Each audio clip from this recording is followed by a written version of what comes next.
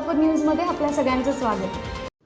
5 महिन्यांपासून तरुणीचा पाठलाग करून वाटेत गाठायचे, तू मला आवडतेस माझ्याशी लग्न कर, नाहीतर तुझ्या वडिलांसह घरच्यांना मारून टाकण्याची धमकी देऊन अश्लील वर्तन करणाऱ्या मजनूविरुद्ध MIDC पोलीस ठाण्यामध्ये गुरुवारी विनयभंगासह लैंगिक छळाचा गुन्हा नोंदवण्यात आला आहे।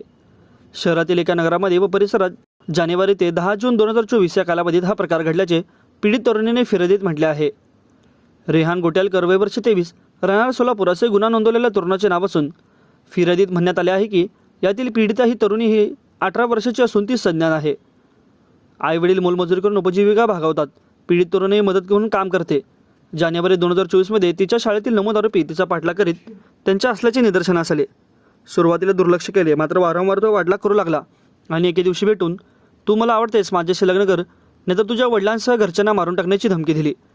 ह्या सर्व गोष्टीला घाबरून पीडिता आरोपीच्या बाईकवर बसली। कॅन्टीनवर चहा घेऊन वाटेत त्याने तिच्याशी अश्लील वर्तन केले।